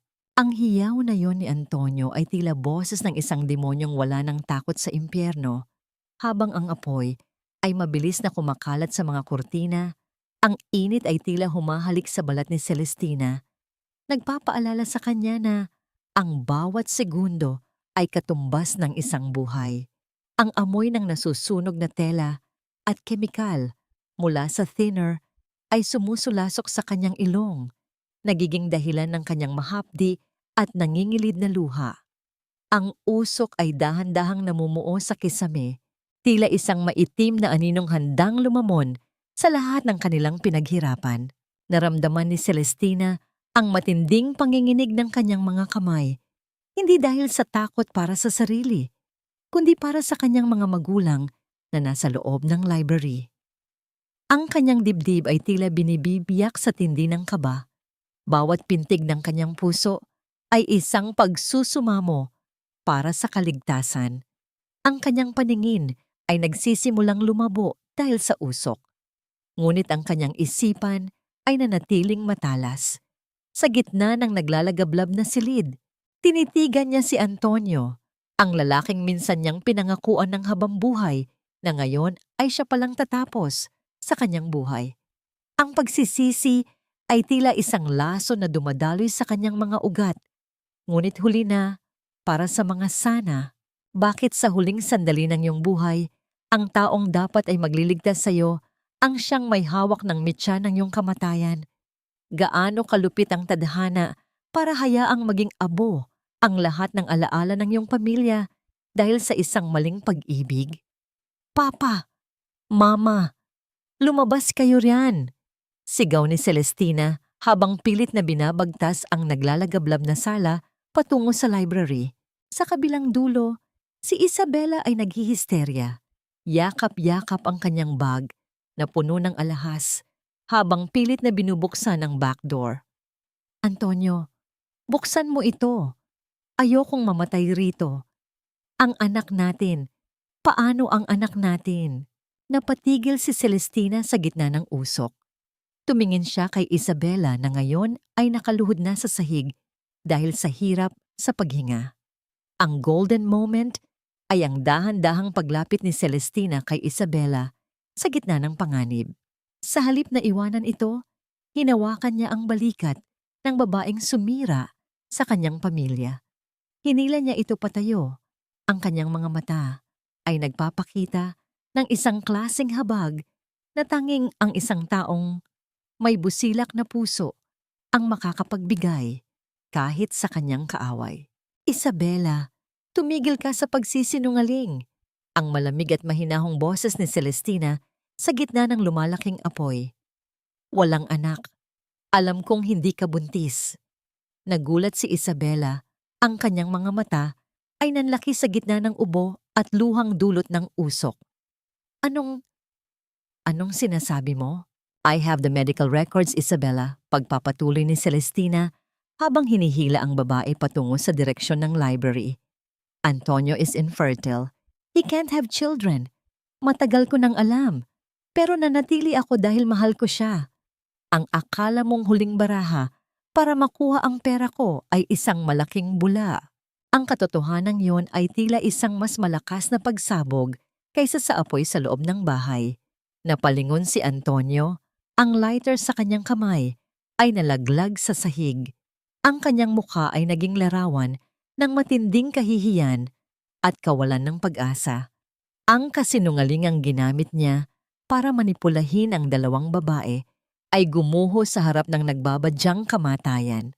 Sa sandaling iyon, bumukas ang pinto ng library. Lumabas si Don Roberto, bit-bit ang isang basang kumot na nakabalot sa kanyang asawa. Ang matanda ay may hawak na fire extinguisher at sinimulang bombahin ang daanan patungo sa main door. Ang tunog ng sumasabog na chemical mula sa extinguisher ay tila isang hudyat ng huling pagkakataon para makatakas. Celestina, anak! Dito! Sigaw ni Don Roberto. Ngunit ang mga loan sharks sa labas ay hindi pa rin umaalis. Nang makita nilang lumalabas ang apoy sa mga bintana, lalo silang naging marahas. "Ilabas niyo si Antonio! Hindi kami aalis hanggat hindi namin nakukuha ang bayad." Sa labas, narinig ang malalakas na sirena ng bumbero at pulis. Ang mga asul at pulang ilaw ay nagmistulang mga bituin ng pag-asa sa gitna ng maitim na usok.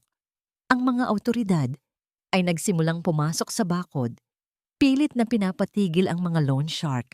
Habang inilalabas ni Celestina ang kanyang mga magulang, lumingon siya kay Antonio na nananatiling nakatayo sa gitna ng nasusunog na sala, tila isang rebultong unti-unting natutunaw. Ang apoy ay dahan-dahang pumapalibot sa kanya, tila isang nararapat na parusa para sa lahat ng kanyang ginawa. "Antonio, lumabas ka na riyan!" Sigaw ni Celestina. Sa kabila ng lahat, hindi niya magawang hayaan ang isang tao na mamatay sa harap niya.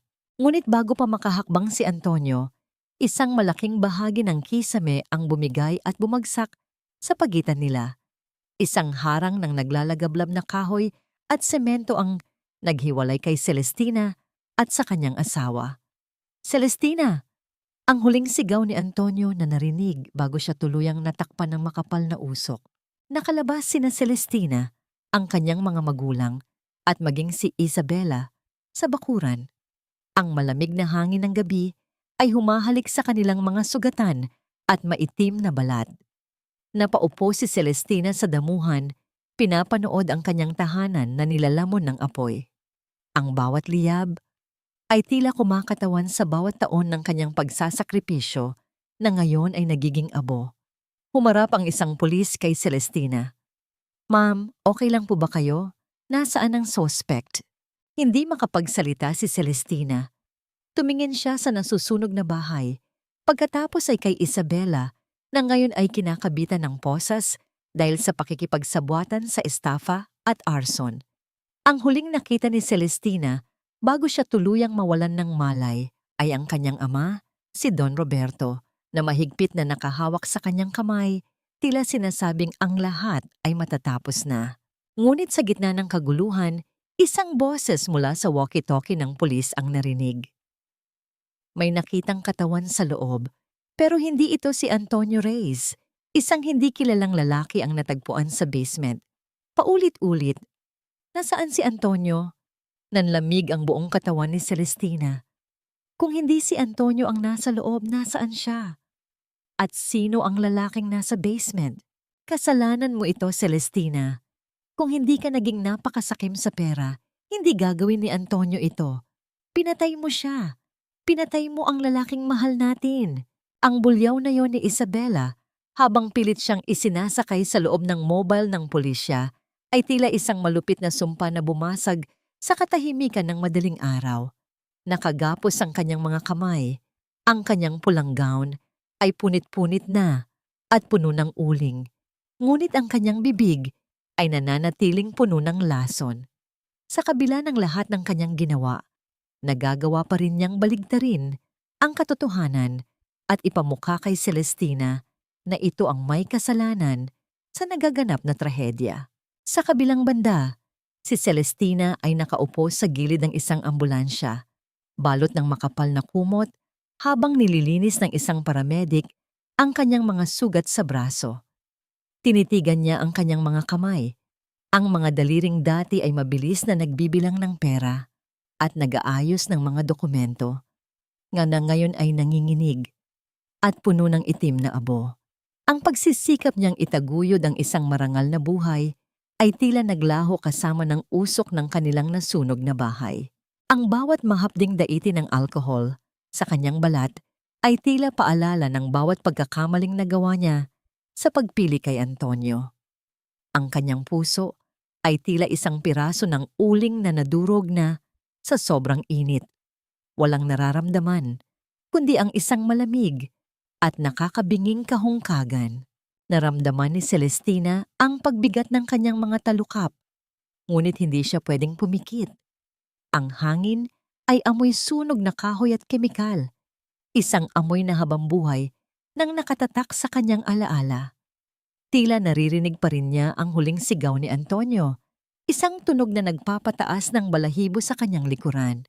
Bakit sa kabila ng lahat ng pagnanakaw at pagtataksil, ang huling imahe ni Antonio sa kanyang isipan ay ang isang lalaking takot na takot at tila humihingi ng tulong?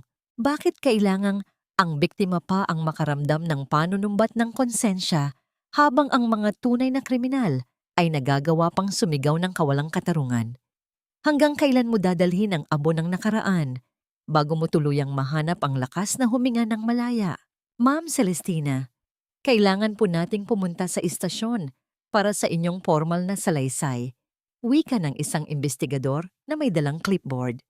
Ang lalaking natagpuan sa basement, nakilala na po siya. Isa siya sa mga tauhan ng loan shark na ipinakulong ni Don Roberto noong siya ay nasa gobyerno pa. Tila ginamit ni Antonio ang lalaking iyon na iyon upang takutin kayo, ngunit nauwi sa trahedya. Nanlamig ang buong katawan ni Celestina. Hindi lang pala pagnanakaw ang ginawa ni Antonio. Nakipagsabwatan siya sa mga kaaway ng kanyang ama.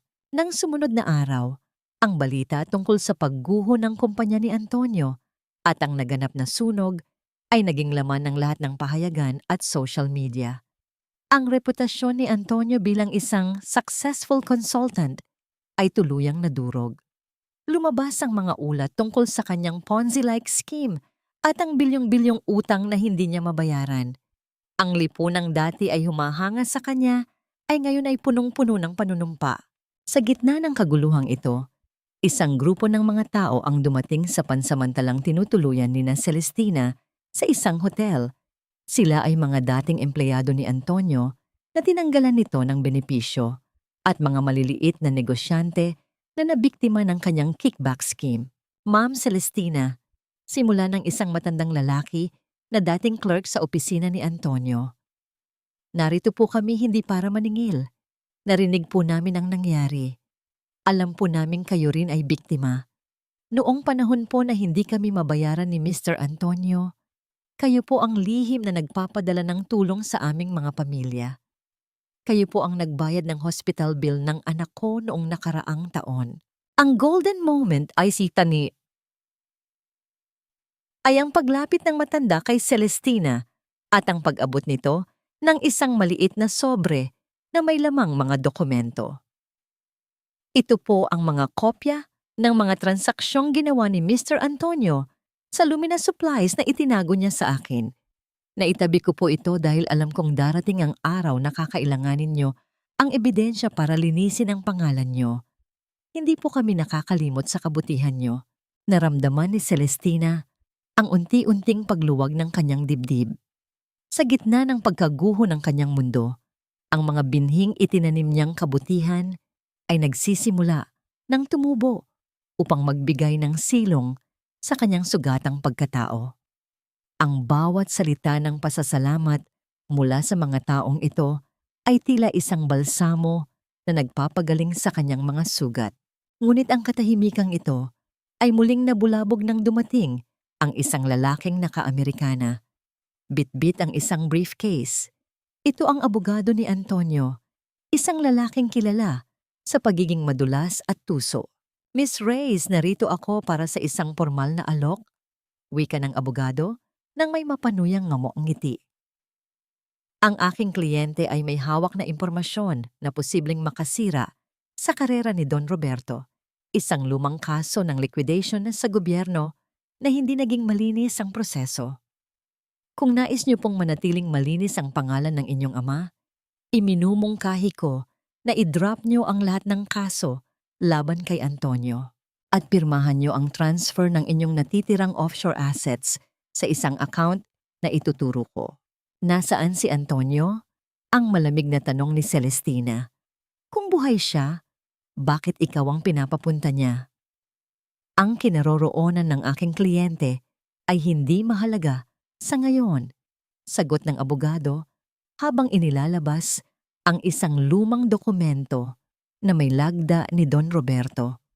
Ang mahalaga ay kung gaano niyo kamahal ang inyong ama, isang maling galaw niyo, at ang integridad na ipinagmamalaki ni Don Roberto ay magiging isang malaking kahihiyan sa buong Pilipinas.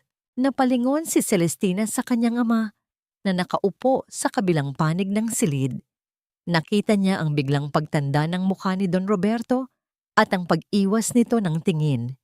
May lihim nga ba ang kanyang ama na nakatago sa ilalim ng kanyang malinis na barong? Isang text message ang pumasok sa phone ni Celestina mula sa parehong unknown number na nagbabanta sa kanya noon. Ang huling baraha ay hindi kay Antonio, kundi nasa ilalim ng lupa ng dati niyang kumpanya. Hanapin mo ang Project X. Sino ang nagpapadala ng mga mensaheng ito?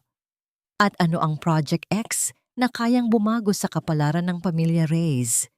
Sa gitna ng pagsubok na linisin ang kanyang pangalan, handa ba si Celestina na hukayin ang posibleng dumi ng sarili niyang ama upang makamit ang katarungan? Huwag mo nang dumiin ang iyong mga kamay para sa isang matandang tulad ko, Celestina. Tapos na ang aking panahon.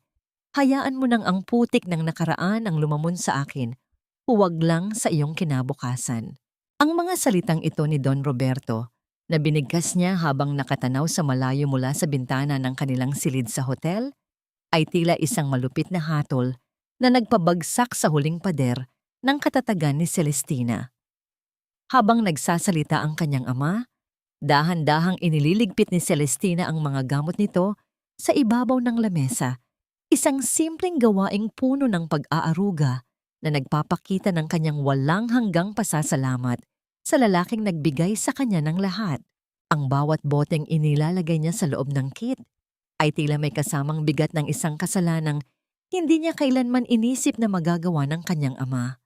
Ang kaibahan ng puting barong ni Don Roberto sa itim na anino ng kanyang nakaraan ay tila isang mantsa na ayaw mabura. Kahit anong kuskos ng pagsisisi ang gawin, naramdaman ni Celestina ang biglang pagsikip ng kanyang lalamunan. Tila may isang tuyong tinik na nakabara rito na ayaw malunok. Ang kanyang mga mata ay nanlabo dahil sa nagbabadyang luha, ngunit pinilit niyang kurap-kurapin ito upang hindi mahulog ang mga butil ng pait sa harap ng kanyang magulang. Ang kanyang puso ay tumitibok ng mabagal at mabigat. Bawat pintig ay tila isang paalala ng kanyang kabiguan na protektahan ang dangal ng pamilya Reyes. Ang hangin sa loob ng silid ay naging nakakasuffocate, amoy ng lumang papel at alikabok ng mga nakalimutang lihim. Napahawak siya sa sandalan ng silya. Ang kanyang mga daliri ay namuti sa higpit ng pagkakahawak habang pilit na pinipigilan ang panginginig ng kanyang buong katawan. Bakit ang taong itinuring mungkutan ng katotohanan ay siya palang may itinatagong bitak sa ilalim ng kanyang pundasyon? Hanggang saan ang kayang isakripisyo ng isang anak para sa isang amang handang mabulok sa kahihiyan para lamang sa kaligtasan ng kanyang supling? Pa, hindi ako papayag. Ang mahinahon ngunit matalim na sagot ni Celestina. Kung may dumi man ang nakaraan, ako ang maglilinis nito. Hindi ako ang anak ng isang Don Roberto para lamang sumuko sa harap ng isang abogadong binabayaran ng nakaw na pera. Umalis si Celestina sa hotel nang may dalang isang layunin. Hanapin ang Project X. Sa tulong ng impormasyong nakuha niya mula sa mga tapat na empleyado, nagtungo siya sa isang abandonadong bodega na dating pag-aari ng kumpanya ni Antonio. Ang paligid ay madilim at puno ng mga kalawanging bakal. Ang bawat tunog ng kanyang sapatos sa semento ay tila isang babala na nagmumula sa kailaliman ng lupa. Walang onomatopoeya sa paligid, tanging ang mabigat na katahimikan na tila humihinga kasabay ng kanyang kaba. Dahan-dahan niyang binuksan ang isang lumang vault na nakatago sa ilalim ng sahig ng opisina. Ang kanyang mga daliri ay dahan-dahang inikot ang dial, tila nakikinig sa bawat mekanismong gumagalaw sa loob ng bakal. Nang tuluyan itong bumukas, bumungad sa kanya ang isang makapal na folder na may markang Project X. Hindi ito tungkol sa korupsyon ni Don Roberto. Sa halip, ito ay isang masusing plano ni Antonio upang i-frame ang kanyang biyanan. Nakita ni Celestina ang mga pekeng pirma, ang mga manipuladong dokumento, at ang mga bank transfers na ginawa ni Antonio gamit ang pangalan ni Don Roberto upang magmukhang Ang matanda ang tumatanggap ng mga kickback. Ang Project X ay ang ultimong insurance ni Antonio. Isang lason na gagamitin niya kung sakaling subukan siyang pabagsakin ni Celestina. Ginamit mo ang papa para protektahan ang sarili mo, Antonio. Pabulong na sabi ni Celestina habang nanginginig ang kanyang mga kamay sa galit. Wala kang hangganan sa kasamaan. Ngunit habang binabasa niya ang huling pahina, isang anino ang dahan-dahang lumitaw sa pinto ng bodega. Hindi ito ang abogado. Isang lalaking may balat sa mukha dahil sa sunog. Ang kanyang damit ay punit-punit at ang kanyang mga mata ay puno ng kabaliwan. Iyon ang galing ko, di ba hon? Laging may exit plan. Ang boses na yon, malamig, paos, at tila nanggagaling sa kailaliman ng isang hukay. Ito ay si Antonio. Buhay siya, ngunit hindi na siya ang lalaking nakilala ni Celestina. Ang kanyang hitsura ay tila isang multong naglalakad sa gitna ng mga buhay. May hawak siyang isang maliit na remote control at ang kanyang nangiti ay tila isang babala ng isang darating na katapusan. Ibigay mo sa akin ang folder na yan, Celestina. Ibigay mo sa akin ang lahat ng access sa offshore accounts o sisiguraduhin kong ang hotel na tinutuluyan ni na Papa ay magiging isang malaking tumpok ng abo. Sa isang pituko lang, nanigas ang buong pagkatao ni Celestina. Ang banta ay hindi na tungkol sa pera o dangal. Ito ay tungkol sa mismong hininga ng kanyang mga magulang. Sino ang tunay na may hawak ng mitya sa labanang ito? At hanggang saan ang kayang itaya ni Celestina kung ang tanging paraan para maligtas ang kanyang ama ay ang hayaang makatakas ang demonyong sumira sa kanyang buhay? Isang pindot lang, Celestina, at mawawala na ang lahat ng pinahahalagahan mo. Ibigay mo sa akin ang password ng offshore accounts. Ngayon din, huwag mo akong subukan dahil wala na akong pakialam kung mamatay tayong lahat. Ang boses ni Antonio ay tila nanggagaling sa kailaliman ng isang kabaong. Paos? May halong sipol ng hangin sa bawat paghinga at puno ng matinding pait. Habang nakatayo siya sa gitna ng madilim na bodega, ang kalahati ng kanyang mukha na nalapnos ng apoy ay nagmistulang isang maskara ng katatakutan. Ang kanyang nanginginig na kamay ay mahigpit na nakahawak sa remote control. Ang kanyang hintuturo ay nakapatong sa maliit na pulang buton na tila isang hatol ng kamatayan para sa mga magulang ni Celestina. Naramdaman ni Celestina ang unti-unting pagtigas ng kanyang buong katawan. Tila ang kanyang mga ugat ay dahan-dahang pinupuno ng malamig na semento. Ang kanyang hininga ay naging mababaw. Bawat huff ng hangin ay may kasamang lasa ng alikabok at kalawang. Ang kanyang puso ay tumitibok ng napakabilis, tila isang tambol na nagbababala ng isang napakalapit na sakuna. Sa gitna ng kadiliman, tinitigan niya ang lalaking dati ay pinangarap niyang makasama habang buhay. Ang pagsisisi ay tila isang lason na dahan-dahang kumakalat sa kanyang kaluluwa, ngunit pilit niyang pinatitigas ang kanyang paninindigan. Hindi siya pwedeng magpakita ng takot. Sa harap ng isang lobong sugatan, ang takot ay isang paanyaya ng kamatayan. Bakit kailangang ang lalaking binigyan mo ng lahat ng iyong pagtitiwala ang siyang maging pinakamalaking banta sa hininga ng iyong mga magulang? Hanggang kailan mo kayang itaya ang iyong dangal laban sa isang demonyong wala nang natitirang bait sa isip? Antonio, bitawan mo yan, ang malamig na sagot ni Celestina. Ang kanyang boses ay hindi nanginginig. Bagkus ay puno ng isang uri ng otoridad na tila nanggagaling sa kailaliman ng kanyang pagkatao. Dahan-dahan niyang itinaas ang folder ng Project X. Kung pipindutin mo yan, hindi mo rin makukuha ang gusto mo. Ang Project X, ang lahat ng ebidensyang magpapalaya sa Papa at magbabaon sa iyo sa habambuhay na pagkabilanggo, ay sisiguraduhin kong hindi mo makukuha. Wala akong pakialam sa kulungan. Hiyaw ni Antonio. Ang kanyang mga mata ay nanlilisik sa ilalim ng malamlam na ilaw ng bodega. Wala na akong mukhang ihaharap sa mundo. Ang gusto ko lang ay ang pera mo. Ibigay mo sa akin ang yaman na kinuha mo at hahayaan kong mabuhay ang mga magulang mo. Ang golden moment ni Celestina ay ang dahan-dahan niyang paghakbang pasulong, hindi pa palayo, kundi patungo sa mismong panganib. Habang lumalapit siya, napansin niya ang panginginig ng mga daliri ni Antonio. Ang lalaking nasa harap niya ay hindi na ang makapangyarihang asawa na nagmamanipula ng lahat. Siya ay isa na lamang desperadong ligaw na hayop na nasusukol sa kanto. Hinawakan ni Celestina ang krus sa kanyang leeg, isang pamana ng kanyang ina, at doon niya naramdaman ang isang kakaibang lakas. Gusto mo ng pera, Antonio? Sige, wika ni Celestina habang inilalabas ang kanyang cellphone. Pero bago ko i-transfer ang huling sentimo, tingnan mo muna ito. Ipinakita ni Celestina ang screen ng kanyang phone. Hindi ito ang banking app. Ito ay isang live feed mula sa hotel room ng kanyang mga magulang. Sa screen, makikita si Don Roberto at Doña Elena na ligtas na nakalabas sa hotel, kasama ang isang grupo ng mga armadong lalaki na hindi pulis, kundi ang mga dating tauhan ni Don Roberto na nananatiling tapat sa kanya.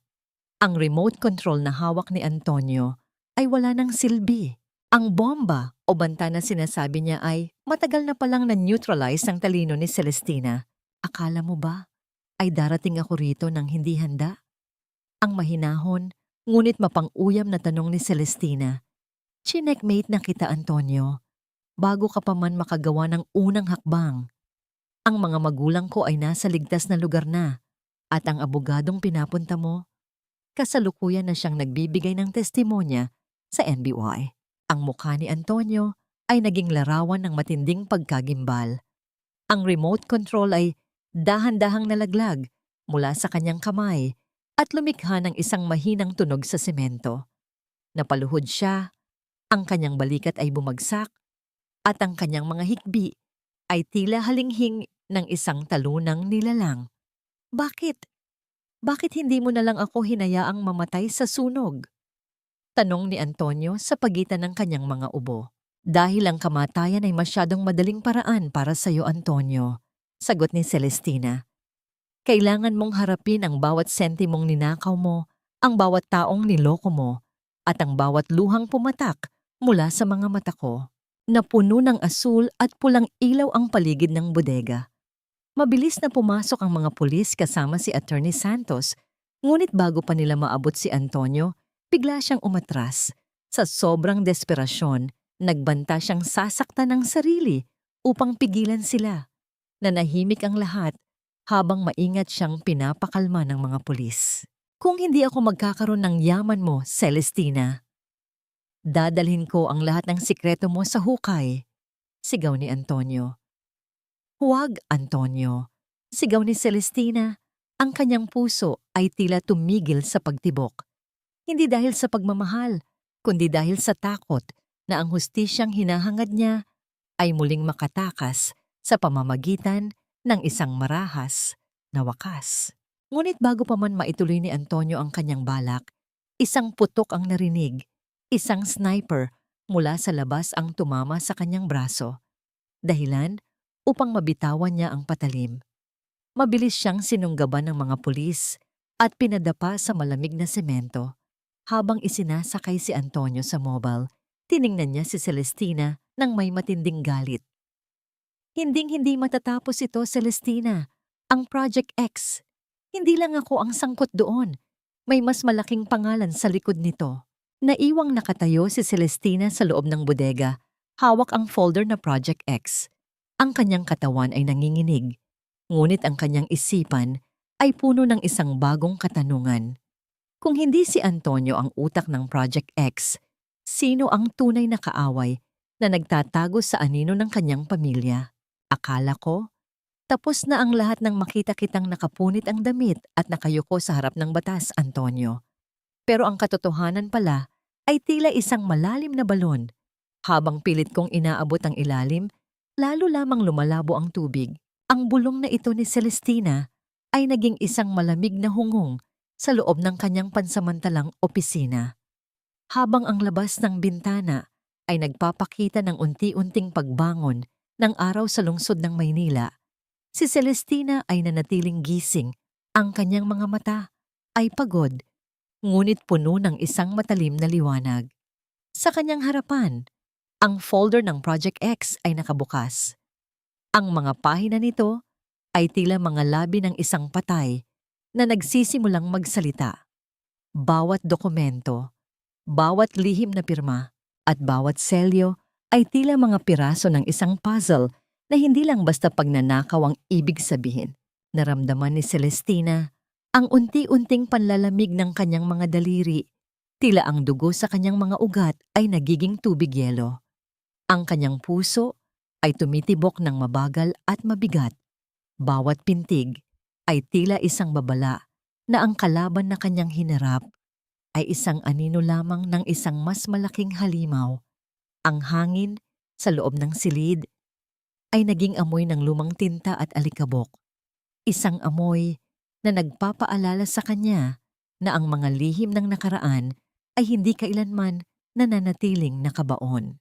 Napahawak siya sa kanyang sentido.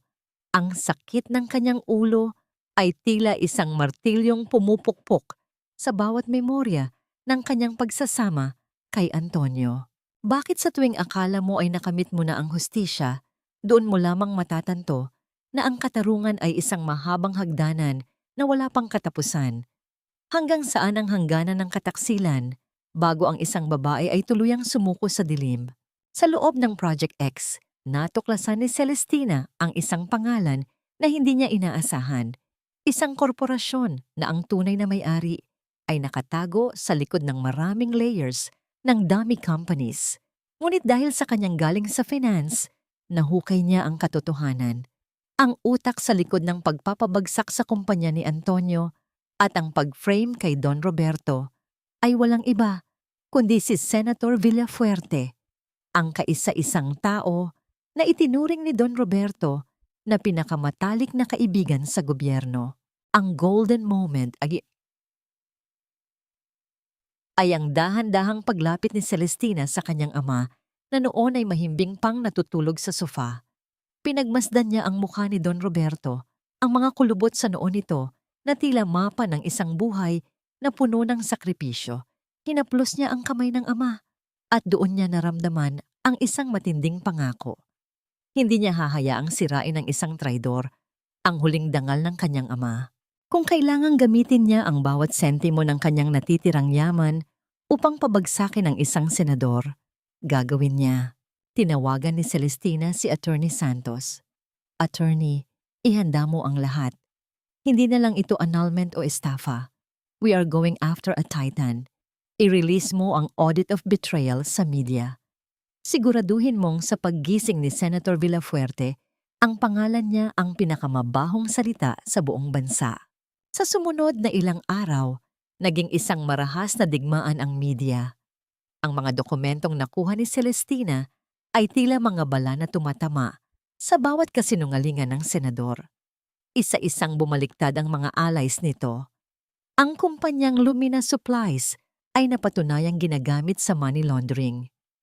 Si Isabela sa loob ng kulungan ay nagsimulang kumanta kapalit ng mas mababang hatol. Ibinunyag niya ang lahat ng utos ni Antonio na nanggaling pala sa senador. Sa huling pagkakataon, binisita ni Celestina si Antonio sa piitan. Sa likod ng makapal na salamin, nakita niya ang asawang dati ay kinang ng kanyang buhay, ngayon ay isang basag na anino na lamang. Ang mga sugat ni Antonio ay nagsisimula ng maghilom, ngunit ang kanyang mga mata ay nanatiling patay. Bakit mo ginawa ito, Antonio? Ang mahinahong tanong ni Celestina. Tumingin si Antonio sa kanya. Isang mapait na ngiti ang lumitaw sa kanyang labi. Dahil pagod na akong maging asawa lang ng isang Celestina Reyes. Gusto kong maging higit sa iyo, kahit kailangan kong pumatay ng dangal ng iba. Pero sa huli, ikaw pa rin ang architect. At ako lang ang gumiba sa sarili kong bahay. Tumayo si Celestina at tumalikod. Wala na siyang naramdamang galit, tila ang lahat ng apoy sa kanyang dibdib ay napalitan na ng isang payapang katahimikan. Paalam, Antonio. Ang utang mo sa akin ay bayad na. Ang utang mo sa batas ay kasisimula pa lang. Habang naglalakad siya palabas ng presinto, ang sikat ng araw ay tumama sa kanyang mukha. Malaya na siya. Ang bahay ni na Don Roberto ay naibalik na sa kanilang pangalan. Ang kanyang karera ay muling bumabangon, hindi na bilang asawa ni Antonio, kundi bilang si Celestina Reyes, ang babaeng binuo ang sarili mula sa abo. Ngunit bago siya makasakay sa kanyang sasakyan, isang pamilyar na matanda ang humarang sa kanya. Ito ay si Aling Remedios, ang kanyang dating biyenan. Ang matanda ay mukhang dugyot, payat, at tila namamalimos ng awa. Celestina, anak, ang nanginginig na boses ng matanda. Wala na kaming matirhan. Kinuha na ng mga Bombay ang bahay namin dahil sa mga utang ni Antonio. Tulungan mo kami, kahit maliit na halaga lang. Tinitigan ni Celestina ang babaeng dati ay tumawag sa kanya ng baog at walang silbi. Naramdaman niya ang isang bahagi ng kanyang puso na nais maawa, ngunit naalala niya ang bawat luhang pumatak mula sa kanyang ina. Dahan-dahang binuksan ni Celestina ang kanyang bag. Kumuha siya ng isang maliit na calling card ng isang social welfare agency. Nay, hindi na ako ang alkansya niyo. Ang malamig ngunit may dignidad na sabi ni Celestina. Pumunta kayo sa address na yan. Tutulungan kayo ng gobyerno na makahanap ng trabaho. Iyan ang huling tulong na maibibigay ko. Ang utang na loob ay hindi binabayaran ng pera, kundi ng pagbabago ng puso. Iniwan ni Celestina ang biyena na nakatulala sa gitna ng kalsada. Sa kanyang pag-andar, nakita niya sa rearview mirror ang unti-unting paglayo ng lahat ng pait ng kanyang nakaraan. Ngunit habang binabaybay niya ang daan patungo sa kanilang bagong tahanan, nakatanggap siya ng isang tawag mula sa isang ospital. Miss Reyes, si Isabella po ito. May kailangan kayong malaman. Tungkol sa huling test result ni Antonio bago ang sunog, ma'am, hindi po siya infertile. Nagkamali po ang unang lab result. At ma'am, buntis po talaga ako. Napahinto ang sasakyan ni Celestina sa gilid ng kalsada. Ang mundo ay tila muling huminto sa pag-ikot. Isang bata? Isang buhay na nagmula sa kataksilan? Anong gagawin ni Celestina sa huling twist na ito ng tadhana? Hahayaan ba niyang ang anak ng kanyang kaaway ay maging bahagi ng kanyang bagong simula? O tuluyan na niyang isasara ang pintuan ng kanyang puso? Ang bawat hampas ng alon sa pampang ay tila isang marahang paghimlay sa mga sugat ng kahapon. Hindi ko akalain na sa gitna ng matinding bagyo ay matatagpuan ko ang ganitong klaseng katahimikan. Isang taon ang mabilis na lumipas mula nang gumuho ang mundo ni Celestina sa harap ng kanyang nasusunog na tahanan. Ngayon, nakatayo siya sa beranda ng kanyang bagong bahay sa tabi ng dagat sa Batangas.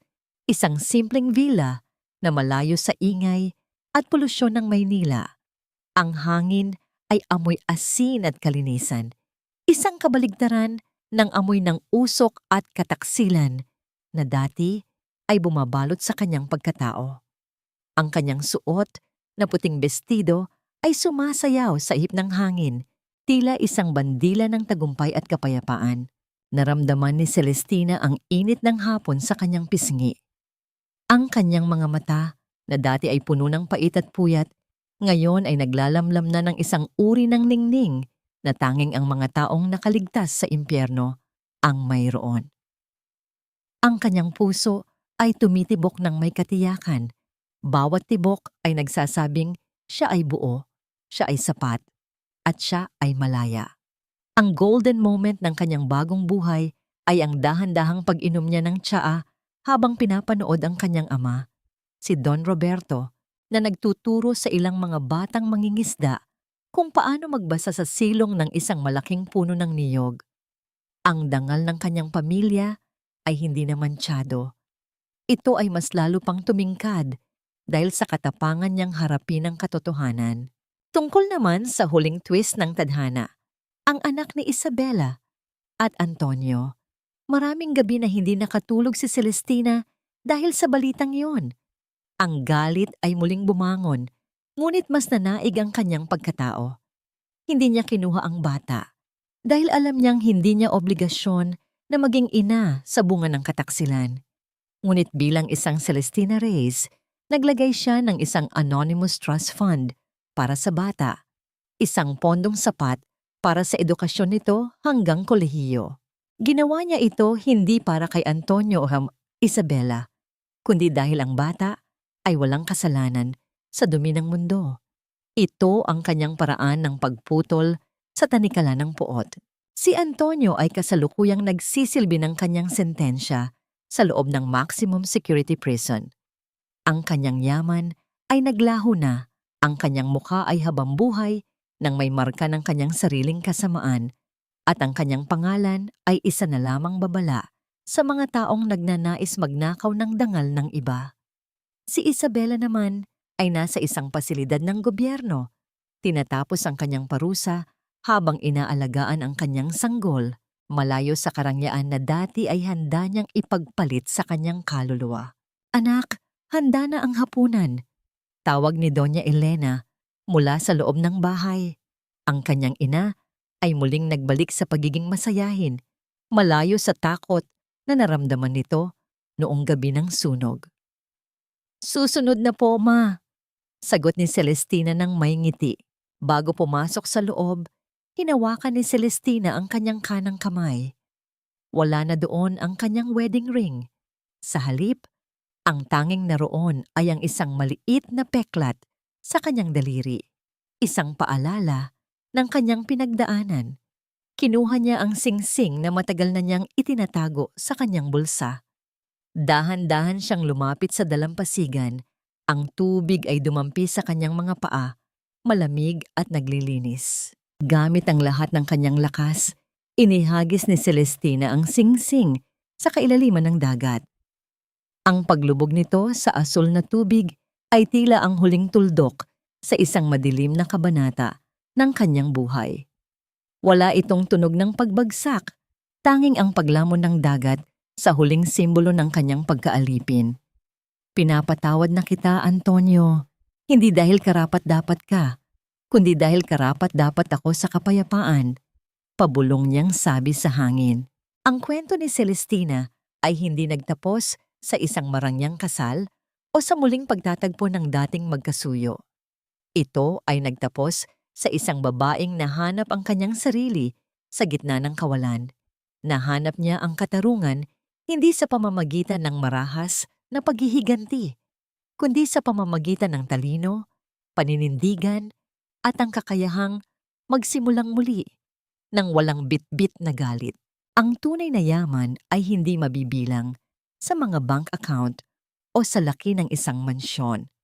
Ang tunay na yaman ay ang kakayahang matulog sa gabi ng may malinis na konsensya, ang kakayahang humarap sa salamin at makita ang isang taong may integridad, at ang kakayahang magmahal muli, simula sa pagmamahal sa sariling pagkatao.